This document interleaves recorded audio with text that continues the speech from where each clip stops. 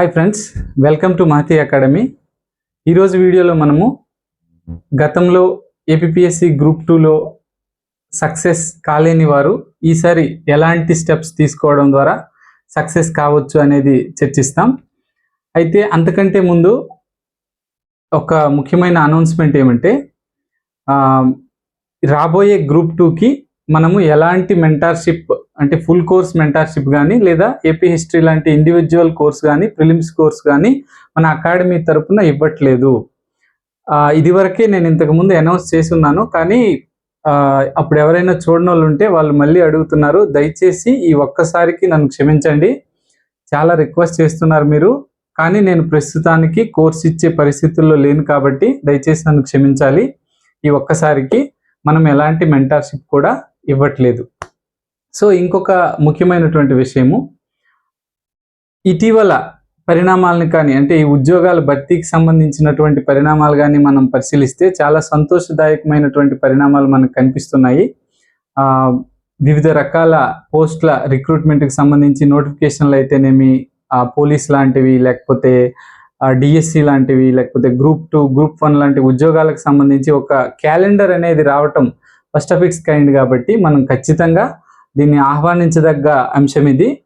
అంటే మేము అప్పట్లో ప్రిపేర్ అయినప్పుడు అనుకునే వాళ్ళం అనమాట, ఏమనంటే యూపీఎస్సి లాగా మనకు కూడా ఒక సెటైన్ డేట్కి నోటిఫికేషన్, ఒక సెటైన్ డేట్కి ప్రిలిమ్స్ మెయిన్స్ ఇలా జరిగితే మనము కరెక్ట్గా ప్లాన్ చేసుకొని ఒక 2-3 years ప్లాన్ చేసుకొని గట్టిగా కష్టపడి వస్తే ఈ జాబ్ జాయిన్ అవుతాం, లేదా ఒక 2 years మనకి మంచి నాలెడ్జ్ వచ్చిందని చెప్పేసుకొని ఇంకెక్కడైనా కెరీర్ చూసుకుంటామనే ఆలోచన, అంటే అప్పట్లో మాకు ఇలాంటి ఆలోచనలు ఉండేవి.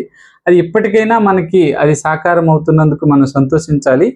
సో ఇంకొక ముఖ్యమైనటువంటి అంశం, గ్రూప్ 2 వరకు సంబంధించి ఇంతకుముందు అయితే 470 పోస్ట్స్ అనేవి ఉండేవి. ఇప్పుడు అవి మనకి పెరుగుతున్నాయి.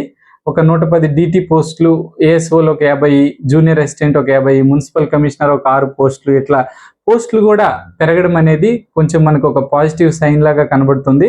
సో ఎవరైనా ప్రభుత్వ ఉద్యోగిగా మారాలనుకుంటే this is the time, perfect time మీకు వచ్చిందనమాట. అంటే అవకాశం వచ్చినప్పుడు కరెక్ట్గా అందిపుచ్చుకోవడమే అదృష్టం. సో మనం ప్రభుత్వ ఉద్యోగిగా మారాలనుకుంటే ఆ సమయం మీకు ఇప్పుడు వచ్చింది. కరెక్ట్గా ప్లాన్ చేసుకోండి, ప్లాన్ చేసుకొని కరెక్ట్గా చదవండి, ఉద్యోగిగా మారండి. సో ఇంకొక ముఖ్యమైన విషయం ఇక్కడ ఉంది, గ్రూప్ 2 సిలబస్ మారుతుందా అనే సందేహాలు కూడా చాలా మంది వ్యక్తం చేస్తున్నారు. ప్రస్తుతకున్న పరిణామాలను కానీ పరిశీలించినట్టయితే గ్రూప్ 2కి సేమ్ సిలబస్, గతంలో ఏదైతే సిలబస్ ప్రిలిమ్స్కి ఉందో మెయిన్స్కి ఉందో అదే సిలబస్ కంటిన్యూ అవడానికి 100% ఛాన్స్ ఉంది. సిలబస్లో ఎలాంటి మార్పు ఉండకపోవచ్చు, ఇదే సిలబస్ కంటిన్యూ కాబోతుంది. ఓకే, అయితే మనం ఇంకొకటి ఏంటంటే మనము కోర్స్ ఇవ్వట్లేదు, కానీ నేను ఆలోచిస్తున్నాను అనమాట, మన కమ్యూనిటీ కోసం, మన యూట్యూబ్ కమ్యూనిటీ కోసం లేదా మన యాప్లో ఉన్న కమ్యూనిటీ కోసం ఏదైనా ఈ గ్రూప్ 2 కోసం చేయాలి అంటే ఆల్మోస్ట్ ఫ్రీ ఆఫ్ కాస్ట్లో అందరికీ విస్తృత మాధ్యమానికి ఉపయోగపడే విధంగా, ఎక్కువ మందికి ఉపయోగపడే విధంగా నాకు ఎంత టైం ఉంది, నేనేం చేయగలను అనేది ఆలోచించుకొని ఎక్కువ మందికి ఉపయోగపడే విధంగా యూట్యూబ్ వీడియోస్ కాకుండా ఇంకేదైనా చేయాలనుకుంటున్నాను నేను. అది ఏం చేస్తాననేది మీకు నెక్స్ట్ వీడియోలో నేను అనౌన్స్ చేస్తాను అనమాట. అంటే నేను విస్తృతంగా ఏం చేయగలనది ఆలోచించుకొని నాకున్న టైంని అంతా ఎవాల్యుయేట్ చేసుకొని నేను మీకు నెక్స్ట్ వీడియోలో ఏం చేయబోతున్నాం అనేది నేను అనౌన్స్ చేస్తాను. ఇంకొక ముఖ్యమైన పాయింట్, దీనికి సంబంధించినటువంటి అంశాలను కానీ మనం ఒకసారి చూస్తే, అంటే మొన్న గతంలో మిస్ అయినటువంటి అభ్యర్థులు ఈసారి ఏ కరెక్షన్స్ చేసుకుంటే మనం సక్సెస్ కావచ్చు ఏపీఎస్సి గ్రూప్ 2లో అనేది మనం ఆలోచిస్తే, ఫస్ట్ ఆఫ్ ఆల్ మీ స్ట్రాటజీలు, మీ ప్లాన్స్, మీ టెస్ట్ సిరీస్లు, మీ మెటీరియల్స్ ఎట్లా ఉన్నా కానీ ఫస్ట్ పాయింట్ గుర్తుపెట్టుకోండి, హెల్త్ చాలా ఇంపార్టెంట్. హెల్త్ లైఫ్లో ఫస్ట్ టాప్ ప్రియారిటీలో ఉంటుంది అనమాట. అది లేకపోతే మనం ఏం చెయ్యలేము. ఒకటో పాయింట్, ఏం చేసినా కానీ యూజ్ ఉండదు. ఫస్ట్ హెల్త్ మీద కాన్సన్ట్రేట్ చేయండి. సహజంగానే మీరు చాలా రోజుల నుంచి ఆల్రెడీ అటెంప్ట్ ఇచ్చారు కాబట్టి సహజంగానే మీరు చాలా స్ట్రెస్ని అనుభవిస్తుంటారు, చాలా ఒక హెల్త్ పరమైన నెగ్లిజెన్సీ ఆటోమేటిక్గా, అంటే సహజంగానే కావాలని కాదు, ఆటోమేటిక్గా హెల్త్ పరమైన నెగ్లిజెన్సీ వస్తుంది. మీకు కొన్ని పారామీటర్స్ చేంజ్ అయి ఉంటాయి, మీకు కొన్ని డెఫిషియన్సీస్ వస్తాయి, స్ట్రెస్ ఎక్కువగా పనిచేస్తుంది. కాబట్టి ఆల్రెడీ మీ హెల్త్ కొంత డిగ్రేడ్ అయ్యే ఛాన్స్ ఉంది. కాబట్టి హెల్త్ మీద ఫోకస్ పెట్టండి. దానికోసం కూడా మనం తర్వాత వీడియోస్లో మాట్లాడదాం. ద ఫస్ట్ పాయింట్ మీరు ఏం చేయాలి, హెల్త్ కోసం చెక్ చేసుకొని హెల్త్ కోసం మీరు ఫస్ట్ ప్రయారిటీగా చూసుకోవాలి, హెల్త్ పోకుండా చూసుకోవాలన్నమాట. ఓకే, సెకండ్ పాయింట్, మొన్న మీరు రాసినటువంటి ప్రిలిమ్స్ అవనివ్వండి, మెయిన్స్ అవనివ్వండి, వాటికి సంబంధించినటువంటి క్వశ్చన్ పేపర్లకు సంబంధించినటువంటి ఒక రివ్యూ, అంటే దాన్ని ఏమంటారు మీరు, ఒక పోస్ట్ ఎగ్జామ్ రివ్యూ అనుకోండి, లేకపోతే ఒక సెల్ఫ్ ఎవాల్యుయేటెడ్ రివ్యూ అనుకోండి, ఏదో ఒక పేరు పెట్టుకోండి. పోస్ట్ ఎగ్జామ్ రివ్యూ అనుకోండి, లేదా సెల్ఫ్ ఎవాల్యుయేటెడ్ రివ్యూ అనుకోండి, అంటే స్వీయ మూల్యాంకన నివేదిక అని అనుకోండి. ఆ రిపోర్ట్ మీ దగ్గర ఉండాలి. అంటే మీరు ఎగ్జామ్ రాసేశారు, కొంతమంది ఆ ఎగ్జామ్ కోసం సరిగ్గా రివ్యూ చేసుకున్నావా అని అడిగినప్పుడు ఏం చెప్తారంటే, ఫర్ ఎగ్జాంపుల్ చెప్తున్నాను, అందరని కాదు, నాకు ఫస్ట్ పేపర్లో 149 బిట్లు వచ్చు, ఓవర్లుక్లోనే అన్నీ తప్పైనాయి అని చెప్పేసి ఒక సింగిల్ లైనర్లో ఒక స్టేట్మెంట్ వాళ్ళకి వాళ్ళు తీసుకొని తర్వాత రోజు నుంచే ప్రిపరేషన్ స్టార్ట్ చేస్తారు. It is a blunder mistake. అవసరమైతే 3-4 రోజులు దీని మీద పనిచేయి, ఎందుకంటే ఇది నీకు చాలా చాలా హెల్ప్ఫుల్ అవుతుంది. ఈ పోస్ట్ ఎగ్జామ్ రిపోర్ట్ అనేది నీ దగ్గర ఉండాలి. అది ఇలాంటి స్థూలమైన డెసిషన్స్, లేబులైజేషన్స్ పనికిరావు. అంటే నావి ఓవర్లుక్లో తప్పైపోయాయి, లేకపోతే ఇంకొక దగ్గర ఏదో నాకు ముందు ఒక 5 రోజులు బాగులేదు, లేకపోతే ఇంకేదో అయిందని చెప్పేసి మీకు మీరు సమాధానాలు పెట్టుకొని మీరు ఆలోచించొద్దు. ఫుల్ రివ్యూ ఉండాలన్నమాట. ఫుల్ రివ్యూ లైక్ అంటే ఎలాగంటే, ఇప్పుడు చూడండి, మీరు రివ్యూ ఇంత ఎగ్జామ్ రాశారు కదా, నేను మీరు కరెక్ట్ పాత్లో ఉన్నారా లేదా అనేది మీరు చెక్ చేసుకోవడానికి చూడండి. మొన్న మనకి డైరెక్ట్ కోట్ అంటే ఏంటని ఒక బిట్ ఇచ్చాడు ఎకానమీలో. డైరెక్ట్ కోట్ అంటే పెర్ యూనిట్ ఫారిన్ కరెన్సీకి వచ్చేటటువంటి డొమెస్టిక్ కరెన్సీ యూనిట్స్ అనమాట. సో అలాంటిది వచ్చారు, దానికోసం మీరు చదివారా? శాండ్ బాక్స్ అనే ఎన్విరాన్మెంట్లో ఒక క్వశ్చన్ ఇచ్చారు, అంటే మన ఆయుష్మాన్ భారత్ డిజిటల్ మిషన్కి సంబంధించి, దానికోసం చదివారా? ఏపీ హిస్టరీలో ఆంధ్ర సరస్వతి పరిషత్ ఎప్పుడు ఏర్పాటైంది అన్నట్టు ఇచ్చారు, దానికోసం చదివారా? పాలిటీలో ఇంకా ఫ్లోటింగ్ కాన్స్టిట్యున్సీస్ అని ఒక కాన్సెప్ట్ ఇచ్చాడు, దానికి పుట్టుపూర్వత్వాలు మీరు చదివారా? దాని బ్యాక్గ్రౌండ్ అంతా చదివారా? మీరు ఇవన్నీ చదివినట్టయితే, లేకపోతే ఎకానమీలో 1948 ఫ్యాక్టరీస్ యాక్ట్ ప్రకారము ఫ్యాక్టరీ మీద ఓవరాల్ అథారిటీ ఎవరికి ఉంటుంది అని అడిగాడు ఒక క్వశ్చన్, ఆక్యుపేయర్ అనేది ఆన్సర్, దానికోసం చదివారా? ఇవన్నీ మీకు గుర్తున్నాయా? లేకపోతే మధురాంతకిని ఎవరు వివాహం చేసుకున్నారు, అది ఎక్కడి నుంచి వచ్చింది, ఎందుకు వచ్చిందో చదివారా?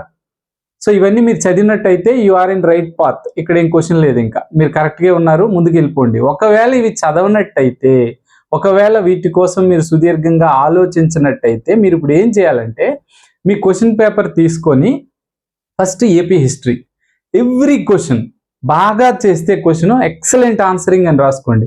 ఒకవేళ బాగా చేయలేకపోతే ఎందుకు చేయలేదు రీజన్ అక్కడ రాసుకోండి. ఫర్ ఎగ్జాంపుల్ క్వశ్చన్ నెంబర్ 2 తప్పైంది, ఎందుకు తప్పైంది? ఒకటి ల్యాక్ ఆఫ్ కంటెంటా, అంటే ల్యాక్ ఆఫ్ ఇన్ఫర్మేషనా, ఆ కంటెంట్ మీ దగ్గరికి చేరుకోలేదా? 2 ల్యాక్ ఆఫ్ రివిజనా, చేరుకుంది చదివారు కానీ అక్కడ రివిజన్ చేయలేకపోయారా? లేకపోతే 3వది అక్కడ 2 ఆప్షన్స్లో కన్ఫ్యూజ్ అయ్యారా, కరెక్ట్ క్లారిటీ లేదా, అంటే ల్యాక్ ఆఫ్ క్లారిటీ. అంటే అనుకుంటారు 2 ఆప్షన్స్లో పోయినాయి, 2 ఆప్షన్స్ నాకు అన్నీ వచ్చు, 2 ఆప్షన్స్లో పోయినాయి. ఇవన్నీ మనల్ని మనం మోసం చేసుకునే మాటలు. నీకు క్లారిటీ కరెక్ట్గా ఉంటే కింద 100 ఆప్షన్స్ ఉన్నాయా? 4 ఆప్షన్సే ఉన్నాయి. ఖచ్చితంగా నీకు కరెక్ట్గా తెలుసుంటే ఒక ఆప్షన్ పెట్టుకుని వస్తావు. మనకు కరెక్ట్గా తెలియదు కాబట్టే మనము అలా తప్పు పెట్టుకొని వచ్చి ఉంటాం. కాబట్టి క్లారిటీ మిస్ అయిందా, లేకపోతే ఓవర్ఫ్లోలో నేను తప్పు చదివానా, క్వశ్చన్ కూడా తప్పు చదువుతారు చాలామంది, క్వశ్చన్ అర్థం చేసుకోలేకపోతున్నానా, లేకపోతే క్వశ్చన్ చదివినప్పుడు నాకు రైట్ వేలో అక్కడ ఆలోచన రావట్లేదా, ఇలా ఎవ్రీ క్వశ్చన్కి మీరు ఒక పోస్ట్ ఎగ్జామ్ రిపోర్ట్ మీ దగ్గర ఉండాలి.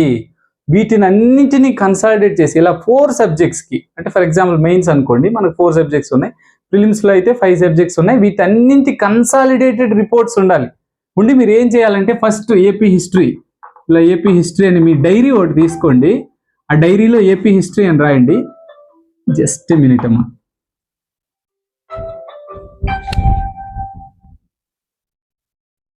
ఏపీ హిస్టరీ అని రాయండి. ఇలా ఏపీ హిస్టరీ అని రాసి ఫస్ట్ ఏంటి మీరు చేసిన మిస్టేక్స్ ఏంటి, ఒక్కొక్కటి ల్యాక్ ఆఫ్ ఇన్ఫర్మేషన్ ఏది అనేది ఇలా రాసుకోండి. నెక్స్ట్ దాన్ని ఓవర్కమ్ చేయడానికి మీ ప్లాన్ ఏంటి, మీ ప్లాన్ ఏంటి అనేది ఆ డైరీలోనే రాసుకోండి. ఆ ప్లాన్కి తగ్గ సోర్స్ ఏంటి, ఏ సోర్సులు మీరు రెడీ చేసుకుని ఉన్నారు, ఆ ప్లాన్కి తగ్గ సోర్సులు మీ దగ్గర ఏమేమి రెడీ చేసుకుని ఉన్నారు అనేది కూడా ఎవ్రీ సబ్జెక్ట్కి ఇలా 4 సబ్జెక్ట్స్కి మీరు పర్ఫెక్ట్గా వస్తే మీకు ఒక క్లియర్ మ్యాప్ వస్తుంది. ఇది చాలా చాలా ఇంపార్టెంట్. ఇది నథింగ్ బట్ అంటే ఫౌండేషన్ స్టోన్ లాగా. అంటే మీరు ఇల్లు కట్టుకున్నప్పుడు పునాది ఎంత బలంగా ఉండాలో ఇది అంత బలంగా ఉండాలి. ఇది ఫస్ట్ మీరు ఎవాల్యుయేట్ చేసుకొని ఇది మీ దగ్గర ఉంచి మీరు అక్కడి నుంచి వెళ్ళాల్సి వస్తుంది. ఇక నెక్స్ట్ ఇక రెండో పాయింట్ ఏమంటే మీకు సంబంధించి రిటర్న్ ఆఫ్ ఇన్వెస్ట్మెంట్ అని ఒక కాన్సెప్ట్ ఉంది మన ప్రిపరేషన్లో కూడా. రిటర్న్ ఆఫ్ ఇన్వెస్ట్మెంట్ అంటే ఇక్కడ ఇన్వెస్ట్మెంట్ అంటే టైం అన్నమాట. అంటే మీరు ఒక బుక్ పైన ఎంత టైం ఇన్వెస్ట్ చేస్తున్నారు, దాని నుంచి మీకు ఎంత రిటర్న్ వస్తుంది అనే క్యాలిక్యులేషను మనకి చాలా చాలా ఇంపార్టెంట్. మీ ప్రిపరేషన్ లోపాలని చెక్ చేసుకోండి, ఇది కూడా ఉంటుంది అందులో. అంటే ఫర్ ఎగ్జాంపుల్ నేనే ఏన్షియంట్ ఇండియన్ హిస్టరీకి మనకి RS Sharma is the very highly standard book, highly recommended book అని నేను చెప్పాను. ఆ బుక్ మీరు కొనుక్కొని పోయి దాన్ని చదువుకొని ఉండటం వల్ల మీరు గ్రూప్ 2కి చదివినట్టయితే ఏంటి ఉపయోగం? మొన్న గ్రూప్ 2కి ఏన్షియంట్ హిస్టరీ నుంచి ఒక 6 బిట్లు ఇచ్చారు, ఒక్క బిట్ కూడా అందులోంచి రాలే. అది మంచి బుక్కే, అందులో డౌట్ లేదు మీకు. కానీ నువ్వు పెట్టే టైంకి నీకు రిటర్న్ వస్తుందా అనే ఆలోచన నీ దగ్గర ఉండాలి ఖచ్చితంగా. ఇంకా డౌట్ ఏముంది, ఆర్ఎస్ శర్మ మంచి బుక్కే, ఈ స్టాండర్డ్ బుక్స్ అన్ని మంచి బుక్సే అన్ని కూడా, అందుకే సజెస్ట్ చేస్తారు. కాకపోతే నీకు ఎంతవరకు సూట్ అవుతాయి? ఫర్ ఎగ్జాంపుల్ ఇప్పుడు పాకిస్తాన్ మీద మిజైల్ వేయాలంటే నువ్వు బోర్డర్ నుంచి 5,000 కిలోమీటర్ల పరిధిలో ఉన్నటువంటి ఈ మన ఏమంటారు ఇంటర్ కాంటినెంటల్ బాలిస్టిక్ మిజైల్ ఒక 5 కిలోమీటర్స్ పరిధిలో ఉంది మిజైల్ కొట్టేవనుకో, ఇల్లు ఎక్కడ పడుతుంది? ఇజ్రాయెల్ మీద పడుతుంది. చాలా పెద్దది అది, చాలా మంచిది. బట్ ఎక్కడ పడుతుంది అది? నీ టార్గెట్ దగ్గర పడదు, వెళ్ళి ఇజ్రాయెల్ మీద పడుతుంది. ఇజ్రాయెల్ మీద పడితే రిటర్న్ ఎలా ఉంటుంది? అమెరికా వాళ్ళు ఇజ్రాయెల్ వాళ్ళు కలిసి వస్తారు, దీపావళి వస్తుంది, అవునా కాదా? సో ఇదంతా అవసరమా? కాబట్టి మనకు సంబంధించి మనకి ఎంత అవసరం అనే పాయింట్ దగ్గర చాలా చాలా ఫోకస్ పెట్టాలి. మనము టైము ఎంత ఇన్వెస్ట్ చేస్తే మనకి ఎంత రిటర్న్ వస్తుంది అనేది మీ ఎవ్రీ బుక్కి ఈ ఫార్ములా అప్లై చేయాలి.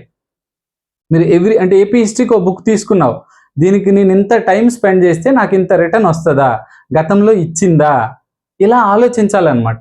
ఆలోచించి డెసిషన్ తీసుకోవాలి. ఓకే, ఆ రిటర్న్ ఆలోచించి డెసిషన్ తీసుకోవాలి. సో అలా డెసిషన్ తీసుకున్న తర్వాత మీరు ఏది చదివినా కానీ లోపల రివిజన్ అవుతుందంటేనే చదవండి. ఏ కంటెంట్ అవనివ్వండి కానీ మీరు రివిజన్ నేను తరువాత చేస్తాను ఇదంటేనే చదవండి, అదర్వైజ్ చదవద్దు. ఎందుకంటే మీరు రివిజన్ చేయాల్సింది చాలా ఉంటుంది ఎగ్జామ్ ముందు. ఆ వదిలేసి పాలిటీ చేయాలి, ఏపీ హిస్టరీ చేయాలి, సైన్స్ అండ్ టెక్నాలజీ చేయాలి, ఎన్విరాన్మెంట్ చేయాలి, ఇవన్నీ చేయాలి, ఎకానమీ చేయాలి, ఇవన్నీ చేయాలి. ఇంతలోకి మళ్ళీ మీరు ఏదో నవల్ లాంటి బుక్స్ పట్టుకొని చదివారు అనుకోండి, అనవసరంగా ఇప్పుడు చదువుతారు, ఏదో నాలెడ్జ్ మీకు వచ్చినట్టే ఉంటుంది, ఒక క్లారిటీ ఉండదు, అక్కడ ఆన్సర్ రాదు. ఇప్పుడు మీకు మంచి సబ్జెక్ట్ రావచ్చు కానీ ఎవరికి ఉపయోగం? అల్టిమేట్గా ఫైనల్గా జాబ్ రాకపోతే అది ఎవరికి ఉపయోగం? మంచి సబ్జెక్ట్ వచ్చి జాబ్ ఎలా వస్తుందో అదే చెయ్యాలి, ఆ పనే చెయ్యాలి. ఓకేనా? కాబట్టి మీరు రివిజన్ అవుతుంది అనుకున్న బుక్స్ను మాత్రమే చదవండి. ఓకే, అదొక ఇంపార్టెంట్ ఇష్యూ. ఇంకొకటి very important, social media attractions, వాటి నుంచి వచ్చే డిస్ట్రాక్షన్స్. సో ఇదేంటి అట్రాక్షన్స్ అనేది, నేను దీన్ని ఎలా డీల్ చేయాలనేది ఒకసారి చెప్తాను. సో మీరు యూట్యూబ్ ఛానల్ చదవాలని డిసైడ్ అయినారు, గతంలో మీరు ఎగ్జామ్ రాశారు, మీకు కొంత ప్రీవియస్ నాలెడ్జ్ ఉంది. ప్రీవియస్ నాలెడ్జ్ ఉన్న తర్వాత ఆ బుక్స్ అవన్నీ ఎలా పర్ఫామ్ చేసినాయో మీకు తెలిసిన తర్వాత విజేతలతో మాట్లాడు, మీకు నచ్చో కొన్ని బుక్స్ తెచ్చుకున్నారు, సెల్ఫ్గా చదువుతున్నారు, లేదా ఒక మెంటర్షిప్ ఎవరిదో తీసుకున్నారు, మీకు అది నచ్చింది, మీ ఫ్రెండ్ సజెస్ట్ చేశాడు, ఏదో ఒకటి చేశాడు, మీరు ఆ మెంటర్షిప్ తీసుకున్నారు. ఈ లోపల మీరు చదువుతున్నారు, ప్రిపరేషన్ స్టార్ట్ చేసి, ఈ లోపల మీకు యూట్యూబ్లో లేకపోతే వాట్సాప్లో, టెలిగ్రామ్లో, ఇతర సోషల్ మీడియా ప్లాట్ఫామ్స్లో టెస్టిమోనియల్స్ కొన్ని వస్తాయి. అంటే ఫర్ ఎగ్జాంపుల్ మెంటర్ సంబంధించి మెంటర్ పెడతాడు అనమాట, ఏమని, ఎవరో స్టూడెంట్ మెసేజ్ చేస్తారు, అంటే ఇంతకు ముందు చాలా కోర్సులు నేను పర్చేజ్ చేసి ఉన్నాను, అక్కడ ఎక్కడా లేని కంటెంట్ క్లారిటీ నాకు ఇక్కడ దొరుకుతుంది, అసలు మీ కోచింగ్ చాలా బాగుంది, ఎక్సలెంట్ మెటీరియల్ ఇస్తున్నారు, ఇలా ఎవరు ఇవ్వలేరని ఏదో పెడతారనమాట. అది మెంటార్ మీకు సోషల్ మీడియాలో పోస్ట్ చేస్తాడు. ఎందుకు? ఆయనకి అది అవసరం. ఆయన నేను తప్పు పట్టట్లేదు ఇక్కడ. చూడండి, ఇక్కడ ఎవరిని విమర్శించట్లేదు, ఏ పనిని వాళ్ళ పనిని మనం తప్పు పట్టట్లేదు. అది వాళ్ళ ఎండ్ ఆఫ్ ద డే మెంటార్కి ఏం కావాలి? అతని పని ఏంటి? వీలైనంత ఎక్కువ మందిని స్టూడెంట్స్ని కలెక్ట్ చేయటం అనేది అతనికి ఒక గోల్ అయి ఉంటుంది. కాబట్టి ఎక్కువ మందిని కలెక్ట్ చేయాలి, కాబట్టి ఎలా వీళ్ళని మోటివేట్ చేయాలి, ఆ మీడియాస్ని అతను వాడుకుంటాడు. అతనిది ఫాల్ట్ లేదు. ఇంటర్న్ స్టూడెంట్ది కూడా ఫాల్ట్ లేదు, టెస్టిమోనియల్స్ ఇచ్చిన స్టూడెంట్స్ కూడా ఫాల్ట్ లేదు. వాళ్ళకి నచ్చి ఉండొచ్చు, ఆ నిమిషానికి వాళ్ళు ఎమోషనల్ సంథింగ్ ఏదో అయ్యి ఇవ్వచ్చు. వాళ్ళది కూడా తప్పు కాదు. ఎవరిది తప్పు? నీది తప్పు. నువ్వు ఒకటి ముందు చాలా సెర్చ్ చేసి, చాలా ఆలోచించి ఇలా వెళ్ళాలి అని ఒక వే డిసైడ్ చేసుకున్న తర్వాత నువ్వు ఇంకా అలాంటి పని చేసావంటే, అంటే మధ్యలో నువ్వు ఒక దానికి అట్రాక్ట్ అయ్యావంటే, it is own digged burial ground of you. నీ కోసం నువ్వు తవ్వుకున్నటువంటి బరియల్ గ్రౌండ్ అది. ఎట్టి పరిస్థితుల్లో అలా అట్రాక్షన్స్కి పోవద్దు. ఇలా వెళ్ళాలని డిసైడ్ అయిన తర్వాత ముందే ఏదైనా ఉంటే ఆలోచించుకో. వన్స్ నువ్వు ఒక ఎస్టాబ్లిష్మెంట్ ప్రిపరేషన్కి చేసిన తర్వాత ఆ మధ్యలో ఇంకా దేన్ని కూడా ఎంటర్ అవనివ్వద్దు. నీ ప్లాన్లో నువ్వు వెళ్ళిపో. ఓకే, అదొక పాయింట్. సో మెంటార్ అవసరమా లేదా నేను మళ్ళీ మాట్లాడతాను. నెక్స్ట్ ఇంకొకటి ఉంది. నువ్వు కొన్ని సబ్జెక్ట్స్లో వీక్గా ఉండొచ్చు. సో ఈ అన్నెసరీ లేబులైజేషన్ కూడా చేసుకోవద్దు. అంటే నాకు ఎకానమీ రాదు, లేకపోతే నాకు ఏపీ హిస్టరీ రాదు, లేకపోతే నేను ఇంగ్లీష్ మీడియం ఏపీ హిస్టరీ గుర్తుండదు, క్వశ్చన్లు చదవలేను, పాలిటిక్స్ లేకపోతే నాకు ఆర్టికల్స్ గుర్తుండవు, ఇన్ఫర్మేషన్ గుర్తుండదు. ఇవన్నీ కూడా ఇలాంటి లేబులైజేషన్ అంతా తీసి పడేయండి. సో ఇలాంటివి రాని సబ్జెక్టులు, కష్టమైన సబ్జెక్ట్స్కి ఒక వండర్ఫుల్ మెథడ్ ఉంది. అదేంటంటే డెడ్ స్లో టెక్నిక్.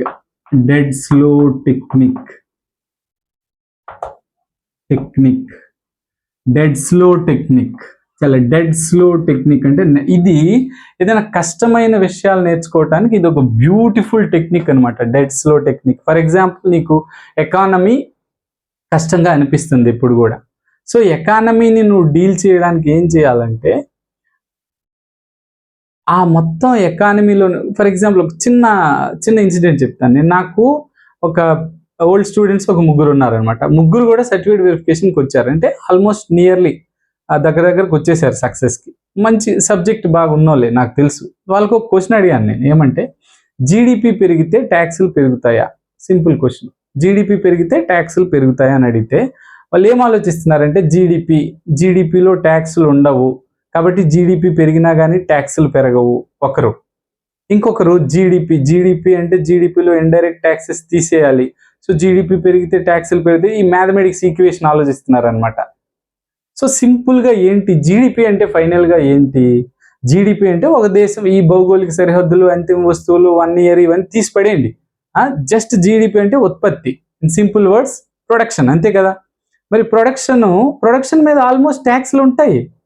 ప్రొడక్షన్ పెడితే ట్యాక్స్లు పెరుగుతాయి. ఈ దేశంలో 2500 సంవత్సరాల నుంచి ట్యాక్స్లు ఏదో ఒక రూపంలో పడుతూనే ఉన్నాయి. ఇప్పుడు ప్రొడక్షన్ అయినప్పుడు ఎక్సైజ్, ఒకవేళ ఉత్పత్తి అయిన దగ్గర వేయగలిగితే ఎక్సైజ్ ట్యాక్స్ పడుతుంది, బయట నుంచి వస్తే కస్టమ్స్ పడుతుంది, ఇక్కడ జరిగితే విక్రయాలు జరిగినప్పుడు అంటే సేల్స్ జరిగినప్పుడు జిఎస్టీ పడుతుంది, ఏదో ఒక ట్యాక్స్ పడుతుంది. జీడిపి 100 యూనిట్లు అనుకోండి, ఒక 100 రూపాయలు ట్యాక్స్ వచ్చింది అనుకోండి. జీడిపి 200 యూనిట్లు అయితే 200 రూపాయలు ట్యాక్స్ రాదా? Simple question. అంటే వీళ్ళు ముగ్గురు దగ్గర ఏముంది? బేసిక్ పాయింట్ దగ్గర లేరు. అర్థమైందా? బేసిక్ పాయింట్ లేకుండా వాళ్ళకి అప్పర్ నాలెడ్జ్ ఉంది, లోవర్ నాలెడ్జ్ అనేది అది కూడా ఉంది. కాకపోతే అది ఆ టైంకి మనం అట్లా ఆలోచించాలి. ఎకానమీలో నేల విడిచి సామంటారు కదా, అది ఎప్పుడు ఎకానమీలో చేయకూడదు, బేసిక్ పాయింట్ మీద ఉండాలన్నమాట. అంటే నేనేం చెప్తున్నానంటే, ఈ డెడ్ స్లో టెక్నిక్ ద్వారా మీరు ఎకానమీ కానీ ఏపీ హిస్టరీ కానీ మీకు కష్టం అనిపిస్తే చిన్న ముక్కలు కొట్టుకుంటూ బేసిక్ లెవెల్ నుంచి నెమ్మదిగా చదువుకుంటూ పోవాలి. హర్రీ అయినారా అది మీకు నష్టం చేకూరుస్తుంది. మీకు. మెల్లమెల్లగా చదువుకుని వెళ్ళిపోవాలన్నమాట. వెళ్ళిపోతే ఈ డెడ్ స్లో టెక్నిక్ ద్వారా మీరు ఎంత కష్టమైన సబ్జెక్ట్ పైన పట్టు సాధించవచ్చు. ఒక రోజు ఎక్స్ట్రా కావచ్చు, కానీ నీకు రాకుండా పోదు. ఓకే, ఇంకొక ముఖ్యమైనటువంటి అంశం ఇక్కడ మెంటార్ అవసరమా. సో చూడండి, ఏదైనా జర్నీలో మీకు బ్లైండ్ స్పాట్స్ అని ఉంటాయి, ఎవరికి అవనివ్వండి. బ్లైండ్ స్పాట్స్ అంటే జర్నీ నువ్వు చేస్తుంటావు, కానీ ఇది వరకు ఆ జర్నీలో వెళ్ళిన వాళ్ళకి ఎక్కడ మలుపు ఉంది, ఎక్కడ గోతులు ఉన్నాయి, ఇలాంటి ఇన్ఫర్మేషన్ అంతా వాళ్ళ దగ్గర ఉంటుంది. సో నువ్వు మెంటార్ని ఎలా వాడాలంటే ఆ మలుపులు ఎక్కడున్నాయి నీకు చెప్పేలాగా ఉండాలి మెంటార్. కానీ మెంటారే నీకోసం అంతా చదివి, దట్ ఈస్ నాట్, అంటే ఐ మీన్ ఎలా చెప్తే మీకు అర్థం అవుతుంది. సో ఇప్పుడు చూడండి, మీకు ఏదో ఒక డెఫిషియన్సీ ఉంది, ఒక అనారోగ్యం ఉంది, నువ్వు సమ్ న్యూట్రియంట్ సప్లిమెంట్స్ వాడుతున్నావు. న్యూట్రియంట్ సప్లిమెంట్స్ వాడుతున్నావు కదా అని చెప్పి ఫుడ్ మానేస్తావా? ప్రైమరీ ఫుడ్ మానేస్తావా? Primary food ultimately important. దానిపైన న్యూట్రియంట్ సప్లిమెంట్స్ నీకు ఎక్కడ డెఫిషియన్సీ ఉందో అవి మాత్రం ఇస్తే సరిపోతుంది. అర్థం చేసుకున్నారా ఈ కాన్సెప్ట్ని? అంటే మెంటార్ పని ఏంటో అర్థం చేసుకున్నారా? Primary food is your material, your standard books, your own evaluation of test series. నువ్వు సొంతగా ఎవాల్యూట్ చేసుకో, నువ్వు ఎక్కడ తప్పులు చేస్తున్నావో, ఎక్కడ వీక్ ఉన్నావో టెస్ట్ సిరీస్ ద్వారా. నీ material is your primary food. అది దాన్ని వదిలేసి మెంటార్ మీద ఓవర్ ల్యాపింగ్ వద్దు, అంటే ఓవర్గా మెంటార్ మీద ఆధారపడి ఉండిపోవద్దు. అది చాలా చాలా తప్పుడు నిర్ణయం అవుతుంది. ఇప్పుడు ఫైనల్గా ఇప్పుడు మెంటార్షిప్లు అన్నీ కూడా కొంచెం అటు ఇటుగా అలాగే ఉంటాయి. కాకపోతే మెంటార్ ఎలా ఉపయోగపడతారనేది మనమే చూసుకోవాలన్నమాట. అంటే ఎక్కడికక్కడ ప్రాబ్లమ్స్ ఉన్నాయి. ఒక మెంటార్షిప్లో ఒక ప్రాబ్లం ఉంటే ఇంకో మెంటార్షిప్లో ఇంకో ప్రాబ్లం ఉంటుంది. సో ప్రాబ్లమ్ని వాళ్ళు బయట పెట్టుకోరు. కొన్నిసార్లు వాళ్ళ టార్గెట్ ఒకలాగా ఉంటే వాళ్ళు ఏదైతే టెస్టిమోనియల్స్ పాజిటివ్గా ఉంటాయి వాటినే పెట్టుకుంటారు.